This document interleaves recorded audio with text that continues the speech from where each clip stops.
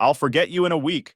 Already found someone better, my fiancée sneered, humiliating me in front of her family. I just took the ring back. Did this. She went nuclear. All right, Reddit. My fiancée cheated, publicly humiliated me, then said she'd forget me in a week. Grab some popcorn. It gets messy. Luke here, 32 male from Pittsburgh. 3 years of my life just went up in flames over a Sunday dinner, but honestly, best thing that ever happened to me. You'll see why. First, let me paint the picture.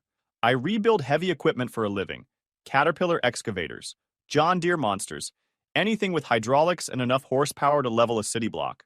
There's something satisfying about taking a machine that's completely broken and making it purr like new. The shop's between two bridges on the Mon River. During lunch, I watch coal barges push down river, while eating the same sandwich I've packed for 2 years. Turkey, Swiss, apple, black coffee, and an actual thermos. My supervisor Jake says I'm the only guy under 40 who still brings a thermos to work. Guilty as charged. Tuesday and Thursday nights I train at Kozlov's boxing club on the south side. Old school gym that reeks of leather and decades of sweat. Coach Kozlov doesn't waste words. He corrects your form with a tap of his walking stick or a grunt in Russian. But here's the thing that really matters to this story. My project car. 1973 Dodge Challenger that I pulled from a field in Washington County. Complete rust bucket when I bought it, but the numbers matching 340 small block was still breathing underneath all that surface cancer. The frame was solid, and I'd been slowly bringing this beast back from the dead for 2.5 years. Right now, I'm debating between the original Torque Flight automatic or swapping in a Tremec 5-speed. The purist would have opinions, but it's my darn car, you know? My buddy Ray thinks I'm insane for taking on a frame-off restoration while planning a wedding. Ray's been my best friend since we served together in the Guard. He does security systems now, thinks everything needs cameras and access controls. He's also the guy who saved my ass in this story, so pay attention to Ray. Dude's the real MVP. After his messy divorce 2 years back, Ray convinced me to start documenting things better. Memories fade, but receipts don't lie, he always says. Smart man. So about those wedding expenses, Fiona and I agreed last February to split everything 50-50. I have the text thread to prove it. February 12th, her exact words. Makes sense, we're both adults with jobs. I started tracking every expense. The venue deposit was $2,800. I paid it, sent her the receipt, asked for her half. She sent me $1,400 3 weeks later with some nonsense story about a delayed commission check. Made sense at the time. She sold real estate, so income could be unpredictable, right? Wrong. The caterer wanted $2,200 up front. Same routine. I paid. She sent $800 and promised the rest next week. Meanwhile, and this is the part that should have been a giant red flag, she was posting Instagram stories from expensive restaurants, weekend trips with her girlfriends, designer purse hauls, spa days, concert tickets, but somehow never had money for wedding expenses we'd both agreed to split. I didn't push it, though. Not my style to create drama over money with someone I was planning to marry. But I kept records. Here's the thing about diesel repair work. Problems don't lie. You diagnose the issue, order the right parts, fix it properly, move on to the next machine. People are way more complicated. Fiona had been treating our wedding like it was her personal coronation. 3 Pinterest boards, vendor spreadsheets, a planning binder thick as a phone book. She talked about centerpieces and invitation fonts like they were matters of national security. Meanwhile, I handled all the actual payments while watching our savings account drain as she focused on the creative aspects. She kept dropping hints about upgrading the venue to somewhere more prestigious and bumping up the guest count because people will judge us if we cheap out. When I reminded her we'd already stretched our budget to the limit, she suggested I could work some overtime, or maybe sell the Challenger to free up money for what really matters. Then here's where things imploded. One Tuesday, she announced, that her family wanted us over for Sunday dinner. Her mother apparently needed to coordinate final details. I told her I'd be there Sunday at 3 after I finished installing new bushings in the Challenger's front suspension. She rolled her eyes and made some comment about how I always prioritize my little hobby over family obligations. When I pointed out that precision suspension work can't be rushed without messing something up, she said maybe I should have thought about that before wasting money on a rust bucket. Right. Because planning ahead is apparently a character flaw. In heavy equipment diagnostics, you learn to read the subtle indicators before catastrophic failure. Ignore the warning signs and you're looking at complete engine rebuilds. Or worse. I should have applied that same thinking to my relationship. Yeah, I was about to learn this lesson the hard way. Sunday afternoon rolled around, and I showed up at Fiona's parents' place at exactly 3 p.m. I'd spent the morning pressing new control arm bushings into the Challenger, so my hands were scrubbed with pumice soap and my fingernails cleaned with a wire brush. Fiona's sister Janet was there with her husband, plus Fiona's dad working the grill outside while her mom ran the kitchen. The first hour was normal nonsense: weather, work, holiday travel plans. Fiona kept checking her phone and smiling at messages, or how she immediately changed the subject whenever anyone asked about the Challenger or my job. Classic red flags in hindsight, but you know how it is. The shift happened when Janet asked about honeymoon plans. Fiona launched into her standard breakdown of upgraded resort packages and first-class flights, none of which we'd actually agreed on, by the way. Then she pivoted to how some people weren't stepping up financially to make their shared dreams a reality. She was staring directly at me when she said it. Then came the systematic demolition of everything I cared about. My little hobby car was apparently a waste of money that could have been spent on our future. Maybe if I had real ambitions instead of being satisfied with mediocrity, we could afford the wedding she actually deserved. Janet laughed uncomfortably, but I caught the knowing nod she exchanged with Fiona's mother. This was a coordinated ambush, and I was the guest of honor. Fiona kept building steam. My job was fine for someone without goals. The house I rent was embarrassing to bring people to. My routine was suffocating, and my friends were guys going nowhere. She'd apparently been settling this whole time, hoping I'd eventually grow up and want more from life. Then came the Kevin guy revelation. Not just a friend, Fiona described him as someone who actually has ambition and knows what he wants from life. Someone with a real career who took her to places that matter and treated her like she deserved to be treated. They'd been connecting for months, and he'd shown her what real chemistry felt like. She said all this while her family nodded like they'd heard it before. These people had been in on it. Fiona's dad had stopped whatever he was grilling. Janet stood frozen in the kitchen doorway, pretending to scroll through her phone. The room had that weird energy you get right before something explosive happens. Then Fiona looked directly at me and twisted the engagement ring off her finger. You know what? I'm completely done with this charade. She threw it at me. Didn't hand it back. Threw it like she was trying to hurt me with it. The ring bounced off my chest and clattered across the hardwood floor, making this sharp metallic sound. Real classy exit strategy. It's cheap anyway. Just like everything else about this relationship. She turned to her family. Did you know he bought this at some discount jewelry store? Kevin would never be so cheap with something that important. The whole room went silent, except for Fiona's continued monologue. 3 years of my life wasted on someone who thinks fixing trucks is a career and spending weekends in a garage is a lifestyle. I deserve so much better than this. She looked at me with pure contempt. I'll forget you in a week. Honestly, I'm already halfway there. Here's the thing, Reddit. At that moment, I felt this weird calm wash over me. Not anger, not hurt, just this crystal clear understanding that I was watching someone reveal exactly who they really were. I stood up, walked over to where the ring had landed, and picked it up. White gold band with a quarter-carat diamond that I'd spent 4 months saving for. Bought from a legitimate jeweler, not some discount store. Not expensive by some standards, but it represented 4 months of careful budgeting and overtime shifts. I slipped it into my pocket, walked over to where Fiona's dad was standing by the sliding door, and pulled her spare house key off my keychain. Thanks for dinner, Mr. Parker. That was it. Didn't defend myself, didn't correct her lies about the ring, didn't point out that she'd been spending my money while cheating on me. What would be the point? You don't argue with someone who's already decided to humiliate you in front of their family. I walked through the dining room where everyone else was sitting, all of them suddenly fascinated by their plates. Made it to the front door and pulled out my phone. One-word text to Ray. Implemented. By the time I reached the end of the driveway, Ray's Silverado was pulling up to the curb. Perfect timing, because we'd planned for this possibility. Ray didn't ask questions. Didn't go inside to verify what had happened, just rolled down his window and nodded toward the passenger seat. Well, he said, once we were on the main road, that was either the shortest Sunday dinner in recorded history or the most efficient breakup I've ever witnessed. My phone was already buzzing with what I assumed were texts from Fiona, but I didn't look. No point reading the aftermath while emotions were still running hot. The drive to my place took 12 minutes. Enough time to start making mental lists. Change the locks. Sort out the banking situation. Update emergency contacts at work. Cancel whatever wedding vendors I could without massive penalties. Practical concerns first. Emotional processing could wait. But here's what really ticks me off about the whole thing. She orchestrated this entire humiliation show while owing me money. She'd been using our joint account to fund her affair, then had the audacity to call me cheap in front of her family. The level of manipulation was actually impressive, if you're into that sort of thing. Monday morning, 6 a.m. sharp. First order of business, new locks. Not just changing the codes, I replaced the entire deadbolt assembly with a Schlage grade one that Ray recommended from his security work. 45 minutes and $68 at Home Depot. The old hardware went into my toolbox as backup.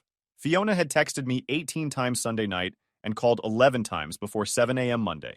I read every single message, took screenshots, then blocked her number. The messages started with fake apologies. I didn't mean it like that, and escalated to full rage mode. You can't just ignore me, with several threats about coming to get my stuff mixed in. Amazing how quickly "I'll forget you in a week" turned into obsessive messaging, right? Work was normal. Spent Monday rebuilding the injector pump on a 2019 Caterpillar 329 and used my lunch break to update my personnel file with HR. Removed Fiona from emergency contacts, insurance beneficiary, retirement account. Added Ray as primary contact and my brother as backup. Monday night, I started what I call the audit. Joint checking, $3,847.32. Joint savings, $12,203.18. Shared subscriptions, Netflix, Spotify, gym membership. I downloaded 12 months of statements, took screenshots of everything, documented what I could change immediately versus what needed both signatures. The wedding vendor situation was more complex. I organized everything in manila folders. Contracts, payment schedules, cancellation policies, refund calculations. Turns out most vendors had pretty reasonable cancellation windows if you knew how to read the fine print. The caterer had a 2-week policy with 60% refund.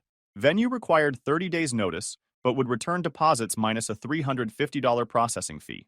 DJ had a 10-day policy with full refund if you canceled more than 2 weeks out. Then I found that February text thread where Fiona agreed to split costs. Her exact words, "Makes sense, we're both adults with jobs." Screenshot saved with timestamp clearly visible. I set up an incident log in a spiral notebook. Date, time, description of any contact attempts. Kept entries factual and brief. October 23rd, 6:22 p.m. Phone call from blocked number, did not answer. Tuesday at boxing, Coach Kozlov had me working combinations on the heavy bag. My timing was off and he tapped my lead shoulder with his walking stick. "You pull punch back too fast. Follow through, then return to guard." Wednesday, Ray showed up after work with plastic storage bins and his label printer. We went through my house room by room, identifying everything that belonged to Fiona. Some clothes in the bedroom closet, toiletries, maybe 15 books, a coffee mug she claimed was lucky, and this ugly throw pillow she'd bought for the couch. 3 years of living together, and her entire footprint fit in 2 boxes. Makes you wonder what she was actually invested in, you know? Each item got photographed and logged on a simple list. When she came for her stuff, there wouldn't be any confusion about what was hers versus what we'd bought together. Ray also helped me set up a shared Google spreadsheet tracking all wedding expenses and vendor contacts. Clean formatting with cancellation deadlines highlighted in red, refund percentages calculated automatically. The man knows his way around a spreadsheet. The Challenger became my evening therapy. Started completely tearing down the interior. Bench seat out, door panels, dash components, carpet, headliner. Everything labeled with masking tape and stored in the spare bedroom. The wiring harness needed complete replacement anyway, and I'd been putting off the brake line inspection. I ordered some parts online. Edelbrock intake manifold for the 340 rebuild, MSD ignition system, new seat covers for when I got around to reupholstering, just steady progress on something that was completely mine. By Friday, I had total control of the situation. Fiona's access removed from everything I could handle unilaterally. Shared documents organized with critical deadlines flagged. Her belongings inventoried and ready for pickup. New locks installed. Incident log started. Financial accounts secured. The wedding was supposed to happen in 6 weeks. Most vendors had cancellation policies that worked in my favor if I moved fast and followed procedures exactly. 3 years of relationship were ending, but the financial damage was still manageable. Assuming I stayed organized and didn't make emotional decisions, which I didn't. Tuesday morning, 6:30 a.m. Time to start making vendor calls before work. The venue coordinator picked up on the second ring. I referenced the 30-day cancellation clause in Section 4.2 of our contract, provided our booking reference, and requested written confirmation. She put me on hold for 3 minutes, came back with a cancellation number, confirmed the deposit refund minus processing fees would take 7 to 10 business days. Next up, caterer. 2-week window, 60% refund policy clearly stated in the contract.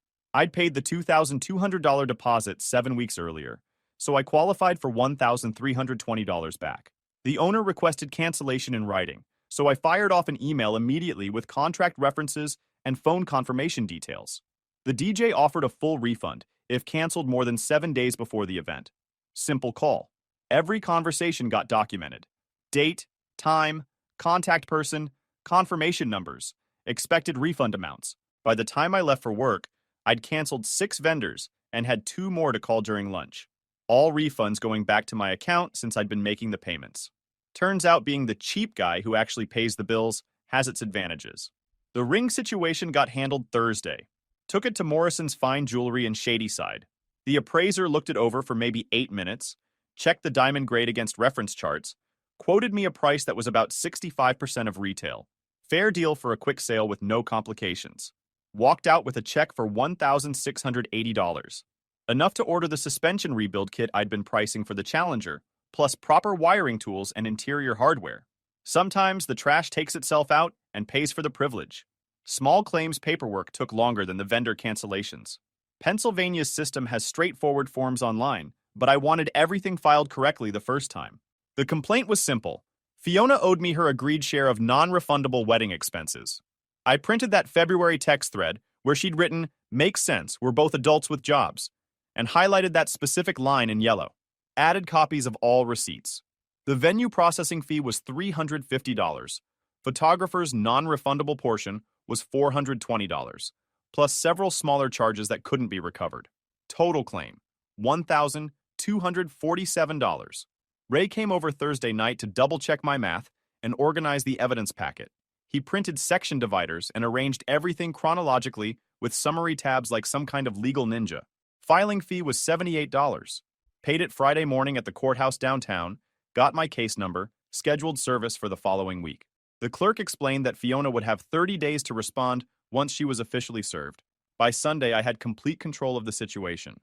Vendor refunds processing according to stated timelines. Court paperwork filed with proper documentation. Fiona's belongings boxed and ready for pickup. I sent one text to her sister Janet. "Fiona's things are ready. What day works?" Kept it simple and logistical. No emotional content, no drama. Response came back 3 hours later, scheduling pickup for Tuesday at 6 p.m. No direct communication with Fiona required, which worked for everyone. I closed my organized binder and ran through the checklist one final time. Refunds totaling $4,350 pending. Small claims filed for $1,247. Personal property ready for transfer. Emergency contacts updated, locks changed, account secured. 4 weeks of methodical work to untangle 3 years of shared planning. Not bad for someone who supposedly doesn't understand what it means to actually experience life. I put my phone in the kitchen drawer and went back to the garage. The Challenger's brake system wasn't going to rebuild itself, and I had new parts to install. Plus, working with my hands beats the heck out of thinking about relationship drama. The harassment started with text messages from unknown numbers Thursday, 2 days after Fiona picked up her stuff. Same manipulative nonsense, different area codes. Pittsburgh, Philly, even some Ohio numbers. I screenshotted every message before blocking the numbers. Building a pattern, you know? Sample from Thursday night. Everyone knows you're being petty about this. My family thinks you're pathetic. Friday. Kevin treats me like a queen. You never appreciated what you had. Saturday. I told everyone at work about your little temper tantrum. They all think you're being childish. Sunday. You can ignore me all you want, but you'll never find anyone better than me.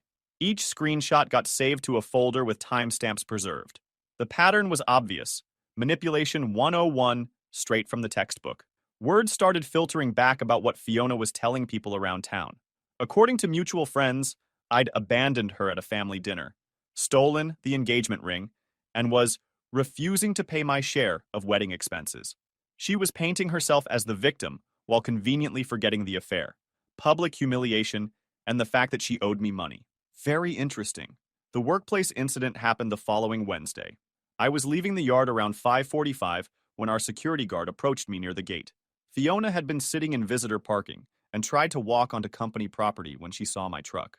When he asked her to leave, she claimed to be my fiancé and said there was a family emergency. She told him I was refusing to return her property and she needed to collect her belongings from my work truck. Complete fabrication. She'd already gotten all her stuff, all 2 boxes of it. I added that to my log and called the non-emergency police line that evening. I explained the pattern of contact attempts, provided the workplace incident reference number, requested a case file for documentation. The officer was professional and methodical, didn't treat it like I was overreacting or being dramatic. Here's what matters from our perspective, he said. Your documentation is exactly what we want to see. Dates, times, specific descriptions. Keep doing that. He told me to keep logging every incident no matter how minor. If she showed up again at work or my house, call while it's happening so they can document it in person. Reference your case number every time. It helps us track escalation patterns.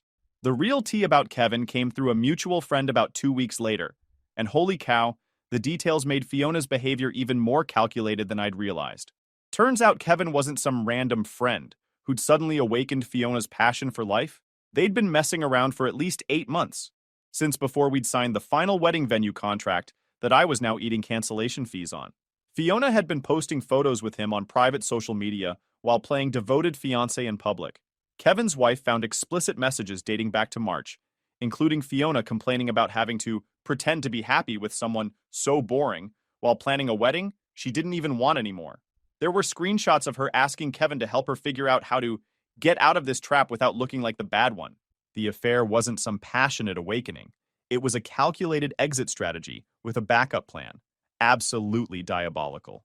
Kevin's wife called Fiona's real estate office after finding vacation photos from a weekend when Fiona told me she was visiting her sick grandmother in Cleveland.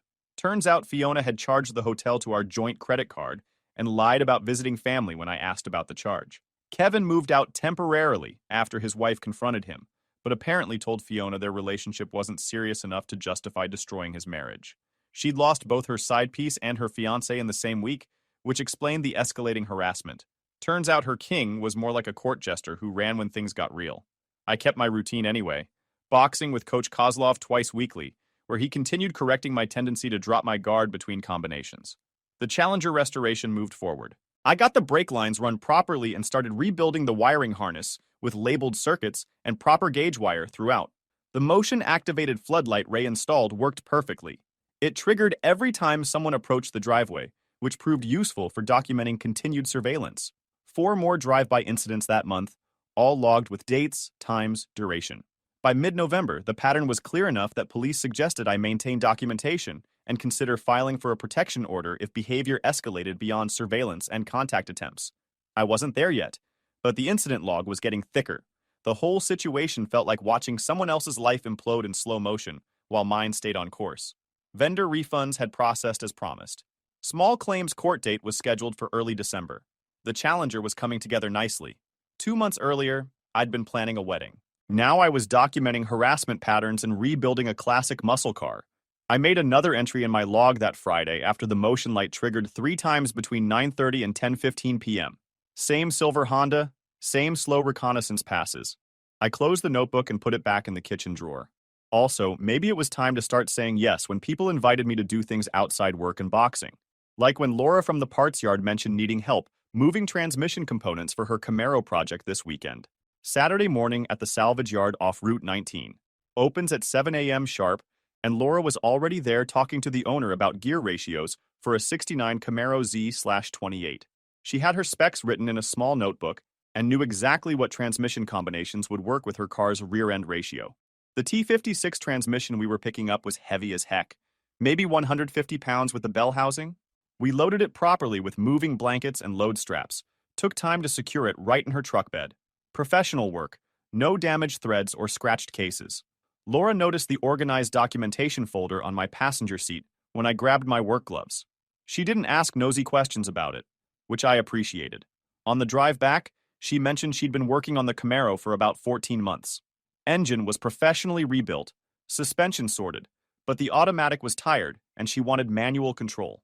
Want to see what I'm working on? I asked when we got back to my neighborhood. Her truck followed mine into the driveway, and we walked back to the garage. The Challenger looked like a proper restoration in progress. Laura examined the brake line routing I'd been working on. Running them along the frame rails? Yeah, away from exhaust heat and road debris. She nodded, traced one of the lines where it curved around a suspension pickup point. Smart routing. You account for suspension travel on the front. I had. 2 inches in each direction with wheels at full lock, plus extra clearance for bump stops. We talked technical details for maybe 15 minutes. Just two people who understood that details matter and shortcuts cause problems later. She knew her way around tools and wasn't asking me to solve her problems. My phone buzzed with a text from Ray around noon. Group plan for next weekend. Go-kart racing facility down in the South Hills.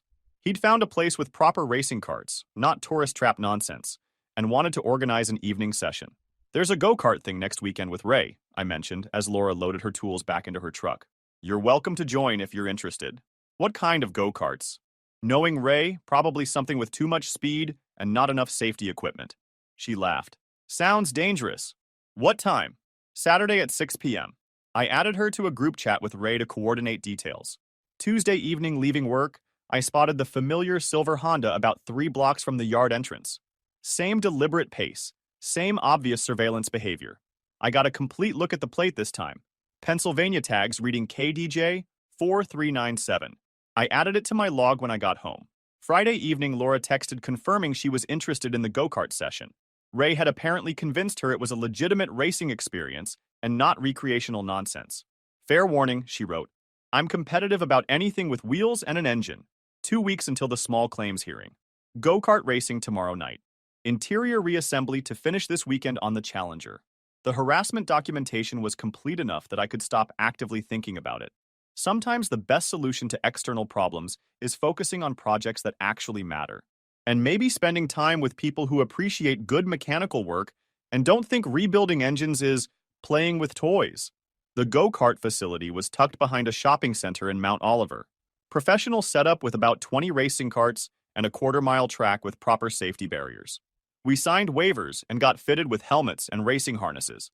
The carts were legit racing equipment, Rotax engines, adjustable seats, responsive steering.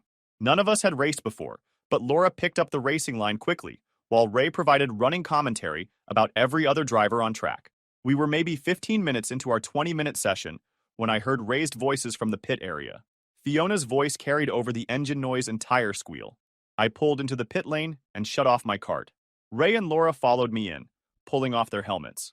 Fiona was arguing with track staff about accessing the pit area, pointing toward our group. She'd followed us there. We're leaving, I said, standing up from the cart and walking toward equipment return. Fiona pushed past the track employee and walked directly toward me. Her face was flushed and she was talking rapidly about needing to resolve this situation and how I was embarrassing her by parading around with other people. I kept walking toward the exit. Sir, please don't engage with the disruption, the track manager called out. We're handling this situation. Fiona grabbed for my helmet, which I was carrying by the chin strap. I moved away, but she lunged for it again and caught the face shield with her fingernails. The helmet twisted out of my grip and hit concrete hard enough to crack the outer shell. A supervisor appeared immediately, examined the damaged helmet, asked Fiona for ID and contact information. She refused the ID but gave a phone number. He wrote everything on an incident form and referenced the signed waiver about equipment damage responsibility. Ma'am, you're being billed for helmet replacement. You also need to leave the premises immediately. Ray was standing near the cart return with his arms crossed. Congratulations, he said to Fiona. You just earned a lifetime ban from go-kart racing. He paused. That's got to be a first, even for you. Security showed up and handed Fiona a formal trespass notice for the facility. The manager gave me a copy of the incident report and confirmed their security cameras had recorded the entire thing. He explained that if the replacement invoice went unpaid, they'd pursue collection through standard business channels. Let me be crystal clear, I said to Fiona as she walked past with security. We are completely finished. Show up around me again and you will see what will happen. 20 minutes later, we were back on track, finishing our session in different carts. Laura won the final race while Ray continued his commentary about racing strategy and optimal braking points. I filed the incident report in my log when I got home. Small claims hearing was scheduled for the following Tuesday. My documentation now covered 4 months of escalating behavior patterns. A damaged racing helmet fit perfectly into the established timeline of property destruction and public confrontations. Time to let the legal system handle what common sense and basic human decency couldn't. Small claims hearing, Tuesday morning, 9:30 a.m. I arrived 20 minutes early with my complete documentation packet. Fiona showed up at 9:25 with no lawyer, carrying a folder that looked like it was put together the night before. The magistrate called our case at 9:35, asked me to present my claim first. I walked through the wedding expenses chronologically, referenced the written agreement, and explained which costs were non-refundable after cancellation. $1,247 plus the $78 filing fee. Fiona argued that I canceled the wedding unilaterally, so she shouldn't be responsible for costs I chose to incur. The magistrate asked if she had documentation showing she hadn't agreed to split expenses equally. She didn't. Asked if she disputed the expense amounts or cancellation timing. She didn't. Judgment for the plaintiff. $1,325 total. The judge stamped the order and handed me the official judgment. 15 minutes of testimony. 5 minutes of deliberation. 3 years of relationship reduced to contract law and supporting documentation. Fiona paid the judgment within the court-mandated 15 days. The go-kart facility invoice got paid too. The surveillance stopped completely after court. Problem solved through proper documentation and legal channels. The rebuilt 340 from Butler County got installed the week before court. The Challenger had its first successful startup on a Saturday morning in mid-December. Then, just when I thought I was done with this entire shit show, the grand finale came. And let me tell you, it was delicious. 3 weeks after the court hearing, I was in the garage around 9 p.m. working on the Challenger's interior when the motion light triggered. Laura was there helping me install the new seat covers, and we both looked up when we heard a car door slam in the driveway. Fiona stumbled around the corner into the garage light, clearly impaired out of her mind. She was wearing what looked like pajama pants and a hoodie, hair looking like she'd been sleeping in her car. The smell of something substance-related hit us from 10 feet away. "There you are," she slurred, pointing at me with what looked like a half-empty drink. "Living your sad little life in this pathetic garage?" Laura looked at me with raised eyebrows. "Oh, please, is this—" "Yup, unfortunately." Fiona's eyes locked onto Laura, and her face twisted into pure rage. "Oh, what the heck is this? Already moved on to some random witch?" Laura laughed, actually laughed, and kept working on the seat installation. "Lady, I've rebuilt more engines than you've had hot dinners. But sure, I'm the problem here. You think you're so smart with your little court games and your stupid car?" Fiona took a swig from the can and nearly lost her balance. "I came here to tell you what a pathetic loser you are." "Mission accomplished," I said, pulling out my phone to call 911. "You're drunk on my property and violating the trespass warning from last month. You can't call the cops on me. We were together for 3 years." Of course. The 911 dispatcher answered on the second ring. I gave my address, explained we had an impaired trespasser who'd been harassing me for months, referenced my existing case number. Fiona heard case number and completely lost her mind. "Case number? You actually have a case number for me? What kind of psycho are you?" Laura looked up from the seat she was bolting down. "The kind who documents everything properly.